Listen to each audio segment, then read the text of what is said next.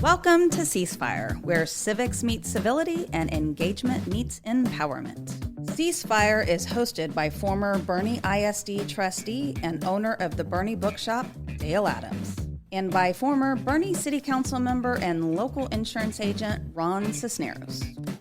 Welcome to Ceasefire. My name is Dale Adams. And I'm Ron Cisneros. And we're here today brought to you by the Boerne Bookshop. We are going to talk about fear and politics and fear. And I just want to start off with a different thought. Okay. I want to start off with a saying that I think a lot of people have heard of.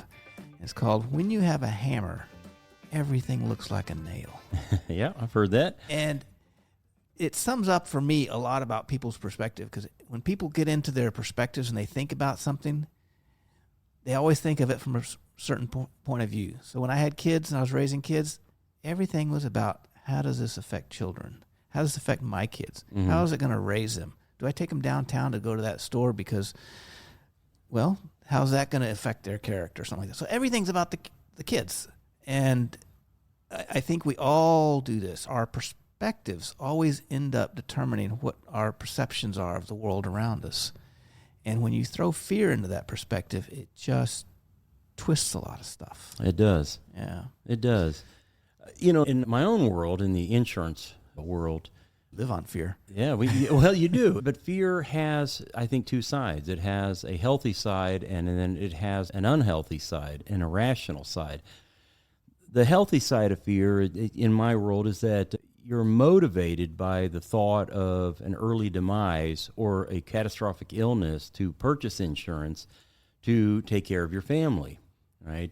The irrational side comes when you're so consumed by that fear that you start making dumb decisions. And I'll say, for example, I'm a big believer on health insurance plans. I'm a big believer in high deductibles because I can look at my own life and say, okay, well, how many times have I actually been hospitalized? So do I really need to carry a $500 deductible, which is actually I'm going to pay a lot more in premiums than I need to or than I should, as opposed to having a high deductible and saving on the premiums. And yet, at some point, I'm going to have to pay that $5,000, $6,000, $7,000, but I'm going to pay that tenfold in premiums if I go for the low deductible. Right. That really brings something to my mind, because what you're doing is you're analyzing probabilities and risks to come to a conclusion on what would be the most profitable solution for you as a customer. Right. And for me, fear, that doesn't fit into that. And I guess we sort of need a definition of what fear is, because I think of fear as an emotion without thinking. Mm-hmm. And you talk about rational fears and irrational fears, I guess rational fears I wouldn't even call fears. So back during those dark COVID days, I had a conversation with somebody, and they were telling me about how important it was to do all these precautions and wear masks and social distance and stuff. And I kept saying, well, wait a minute. What's the science behind this? Why are people making everybody so scared about everything? And they said, well, this fear is important because it gets people to do things. And I was adamantly against that, because I was like, no, I want to know what the probability is of getting sick, and then I'll take precautions associated with that. But fear in and of itself is a bad thing, and they weren't happy with that because they thought that it was important to have the fear to get people to behave in this correct way. And so I see fear a little bit differently than you maybe, because I don't think that there is a rational fear. Well, I think that's interesting. That's a wormhole here. Yeah, no, it is. We don't necessarily go. But it's interesting because I think that the good side of fear, what I'm trying to describe, is almost like a reverence, like our reverence for the Lord, the fear of the Lord. That's a good point. Yes, there is that. That's a different kind of fear. Yeah. And an electrician doesn't want to get electrocuted. He doesn't even want to get shocked, and so he has a reverence for the power of electricity that keeps them in line and following safety protocols. And I think what you're talking about annoys me too, because it's using fear as a hammer to force people into a prejudice or an idea that isn't really a danger. Yeah, but that's a good point. Good comparisons. The Lord and the electricity are... Which gets me into something that I want to talk about. There was a study released in November of 2024, and this came out from the Network Contagion Research Institute and Rutgers University Social Perception Lab. This study was titled Instructing Animosity, How DEI Pedagogy Produces the Hostile Attribution Bias. All right. And so what this study was about is it examined themes and materials common in DEI trainings, and I'm quoting this, that foster inclusion or exacerbate conflicts, and whether such materials promote empathy or increase hostility towards groups labeled as oppressors.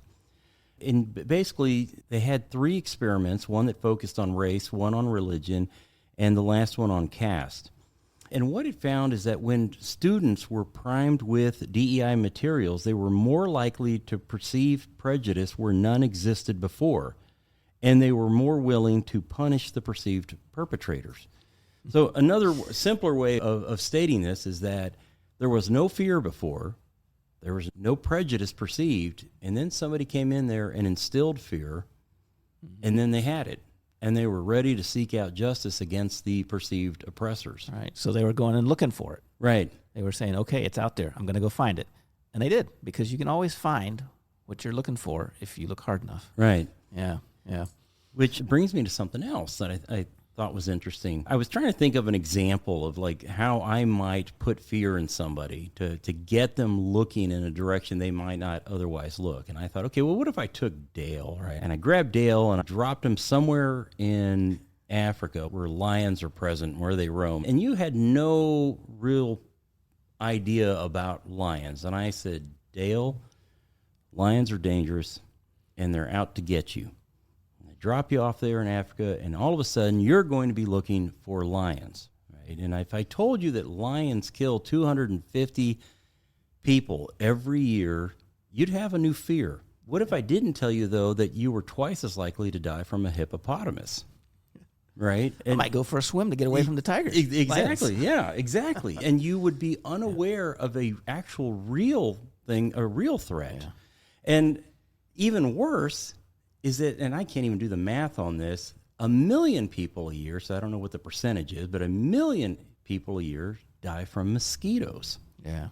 Right? So you're out there looking for lions. These students are out there looking for these oppressors, these racial oppressors, and there are other things that are probably more critical to be fearful of, but they're not looking for them because somebody else has put a new fear in them that really doesn't exist. Yeah. Something just popped in my head is the fear of violence by people of a different race. Right. Like a lot of people talk about white on black violence or black on white violence, whereas 90% of violence is by people usually within your own family or friend group. Right. But within your race also. So there's a heightened fear about the other rather than understanding the risks brought about by the people that are around you. I'm glad you brought that up because that takes me to something I was reading about, and this is from a March 22 NBC News article. Basically, the article says that black people account for 13% of the U.S. population and yet account for 27% of those fatally shot and killed by police in 2021, and this is according to the Mapping Police Violence nonprofit group. And as I read the article, and many, many other articles like it, the impression is that as a black man, you're more likely to be the victim of police violence than a white person. Well, in 2017, there was a tenured Harvard professor named Roland Fryer Jr., and he did a comprehensive study, and that study showed that blacks are 23.5% less likely to be shot by police relative to whites. And for that heresy, Harvard tried to fire him. Can't be saying that kind of stuff. No. It goes against the grain of what we're taught to believe. And to what you were saying, and this is going back and looking at Department of Justice records, they have some archives on studies and whatnot, and I was looking through that. 80 to 90%, and this varies on the year, of black men are killed by other black men.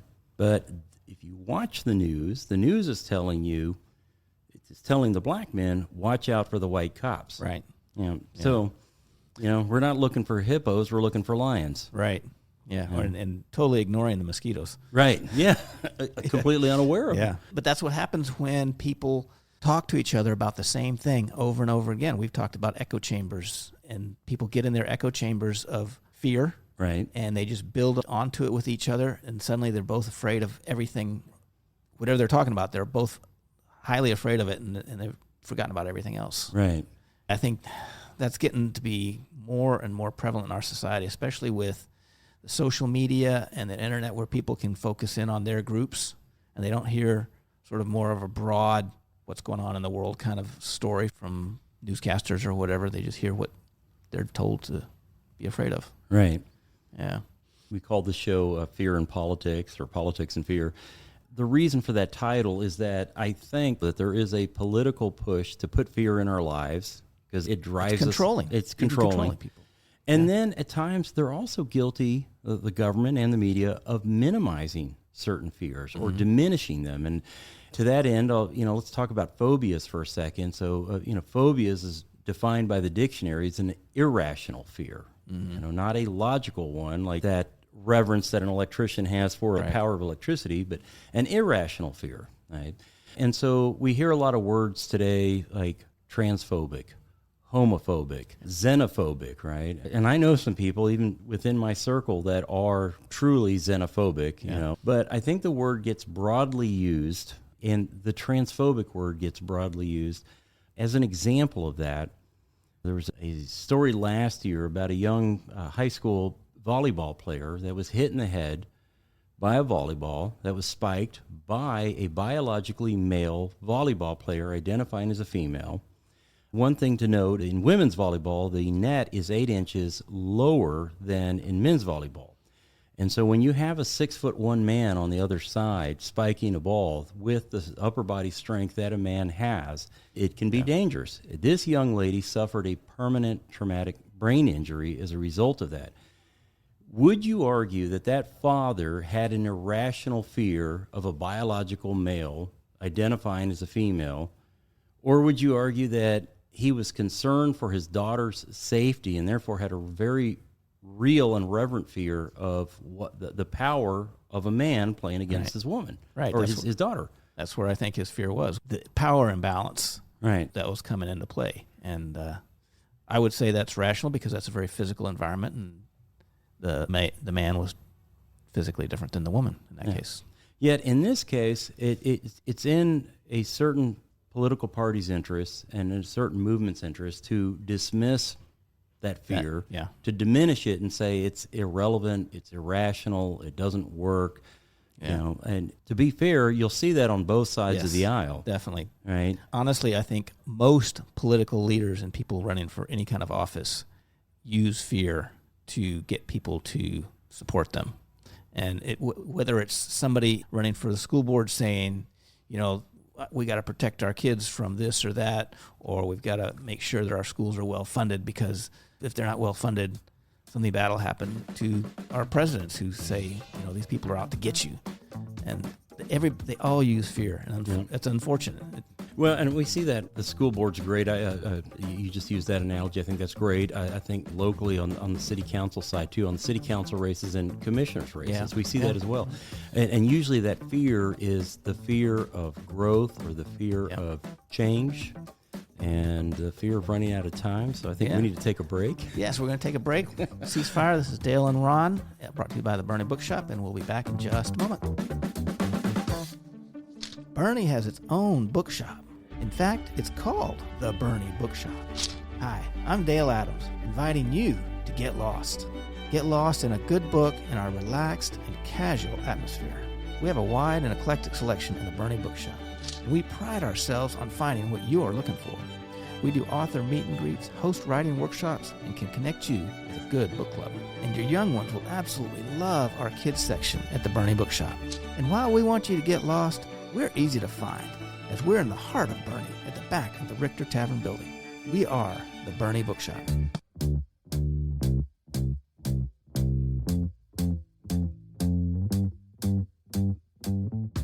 Welcome back to Ceasefire with Dale and Ron. We're talking about fear, and Ron has no fear. Oh, no. Was I wrong on that? Yeah, I have a fear of Lexi when she gives me the timeout, like, hey, it's commercial time.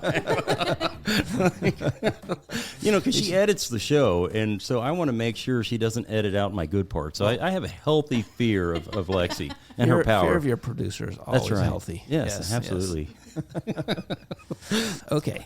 So we were talking about fear in local politics, and I was saying that every election recently, now we see this fear of the outsiders moving in, the fear of Californians, and everybody wants to hang on to something, that reason that we all moved here, and somehow, because I'm not native here, but I moved here in 99, but somehow we can move in and we don't change that, but the next guy that moves in is going to disrupt the entire charm of Boerne and ruin it all.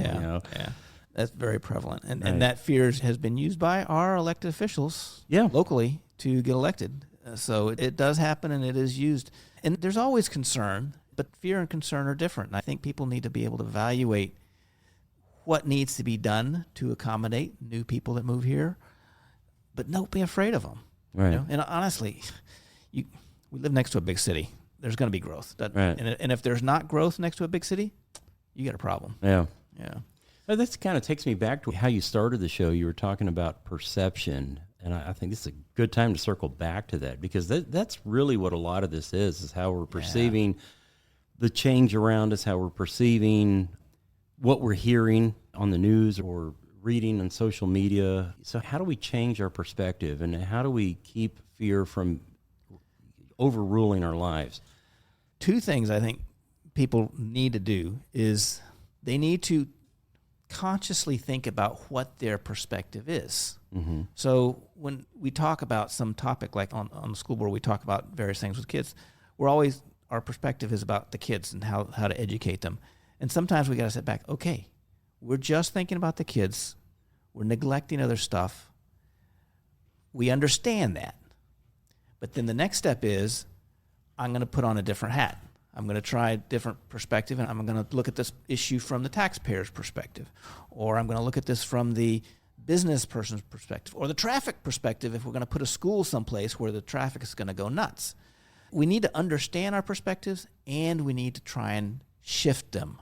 And I think if we can do that, then the third part is respecting other people's perspectives. It comes sort of more naturally once we understand the role that perspectives play in how we perceive the world. Right. I was last year on the Charter Review Commission for the city of Boerne, and in our first meeting, we were talking about whether or not we should extend a council member's term from 2 years to 3 years. Mm-hmm. And I had an internal debate going on in my head, but everybody else in the room was leaning one direction, and that was expanding the term. And I saw the arguments for it and thought that they were relevant and logical, but at the same time, I had these doubts in my head too. But I didn't say anything, and went home, got frustrated. Next meeting, I went out and said all those things that were in my head, and you were there as a visitor. I was there. You saw that. And I presented another perspective. Yeah.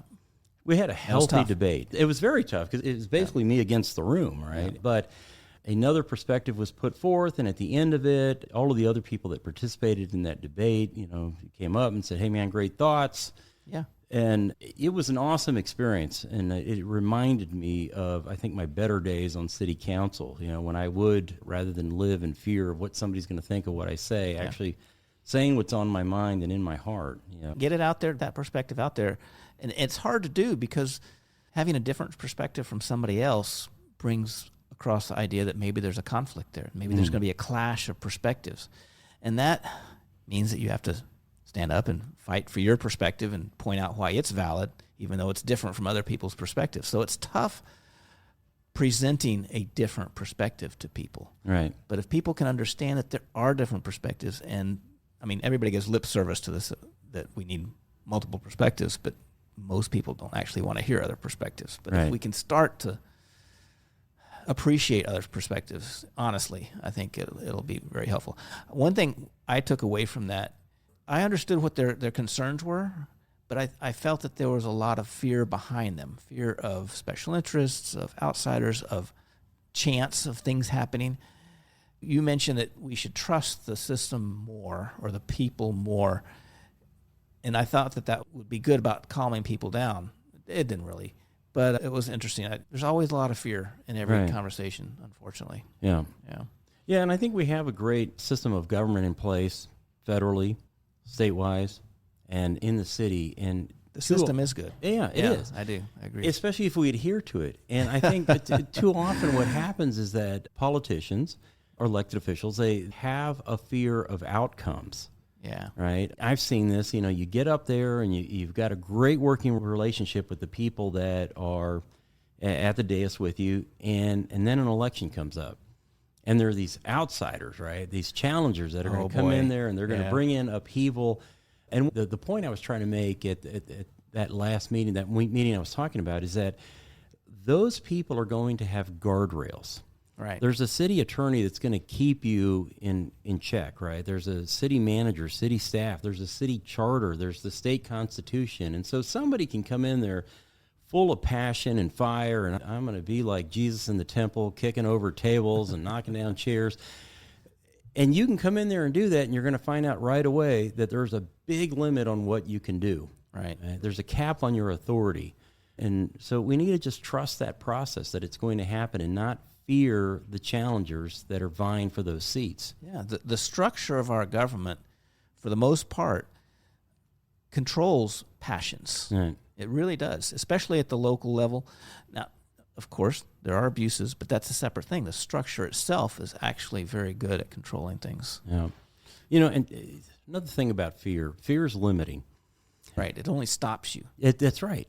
Yeah. I have an opportunity just about every year to go to Aguascalientes in Mexico, sort of central Mexico, with my Rotary Club, and work with the Rotary Club in Aguascalientes. And it's great to see all of the projects that they do, but people will always ask me, aren't you afraid of the cartels, afraid of getting mugged, afraid of getting kidnapped? And it's a long answer, but no, I'm not.